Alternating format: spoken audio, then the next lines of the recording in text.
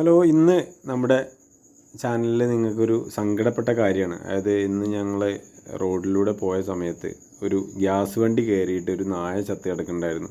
2 പട്ടികൾ അതിൻ്റെ കൂട്ടം കൂടി നിന്ന് ഫുള്ള് ഒച്ചവിളി ഉണ്ടാക്കുന്നുണ്ടായിരുന്നു. അപ്പോൾ വഴിയിൽ ഒരു മൂത്തയിടത്തുനിന്ന് വന്ന 4 പയ്യന്മാർ, അതിൽ ഈ കാണുന്ന വെട്ടുന്ന ആൾ അജിത്തിൻ്റെ കല്യാണം നിശ്ചയമാണ് നാളെ.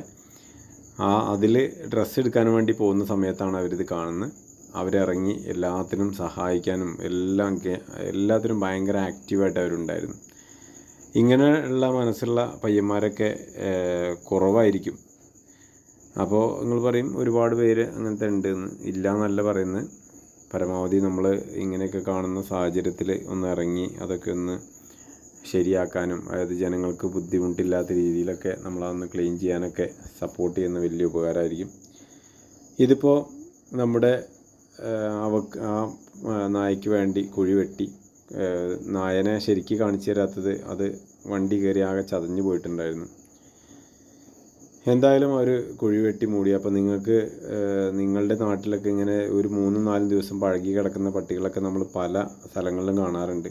അപ്പോൾ അങ്ങനെയുള്ളവരൊക്കെ ഒന്ന് ശ്രദ്ധിക്കുക. ഇതിന് നിങ്ങൾക്ക് ഇതിൻ്റെ ഫോട്ടോ എടുത്താൽ, പട്ടിയെ കുഴിച്ചിട്ട് എൻ്റെ ഫോട്ടോ എടുത്ത് പഞ്ചായത്തിൽ കൊടുത്തു കഴിഞ്ഞാൽ ഒരു പട്ടിക്ക് 200 രൂപ വെച്ച് കിട്ടും. അത് വിചാരിച്ചിട്ട് ആരും പട്ടിയെ തല്ലി കൊന്ന് കുഴിച്ചിട്ട് അതിൻ്റെ ഫോട്ടോ ഒന്നും എടുത്ത് അയക്കരുത്.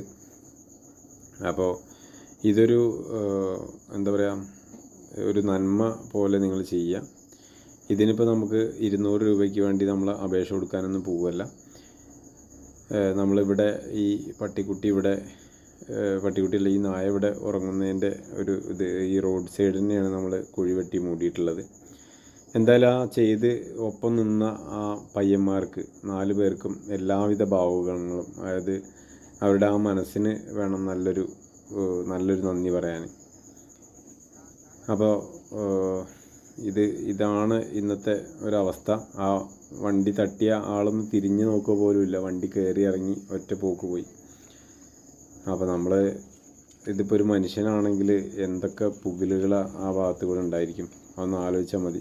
അപ്പോൾ പരമാവധി എല്ലാവരും ശ്രദ്ധിച്ച് ഓടിക്കുക. വാഹനങ്ങൾ ഓടിക്കുമ്പോൾ മൃഗങ്ങൾക്കൊന്നും ഉപദ്രവമില്ലാത്ത രീതിയിൽ ഓടിക്കുക, ശ്രദ്ധിച്ച് ഓടിക്കുക. കാരണം ആ മൃഗങ്ങൾക്കറിയില്ലല്ലോ അവരെ എന്താണ് വാഹനങ്ങളുടെ അവസ്ഥ എന്ന്. എന്തായാലും ഈ പയ്യന്മാർ എല്ലാത്തിനും സഹായിക്കാനും, അതായത് ഇവരുടെ ആ മനസ്സിന് കൊടുക്കണം. കാരണം ഇനിയിപ്പോൾ ഈ ചളി ഉള്ള ഈ ഡ്രസ്സ് ഇട്ടിട്ട് വേണം അവർ ആ ഡ്രസ്സ് എടുക്കാൻ പോകാൻ. കല്യാണത്തിൻ്റെ നിശ്ചയത്തിൻ്റെ ഡ്രസ്സ് എടുക്കാൻ ഇതേ ലെവലിൽ വേണം പോകാൻ. എന്തായാലും താങ്ക്സ് മക്കളെ, താങ്ക് യു.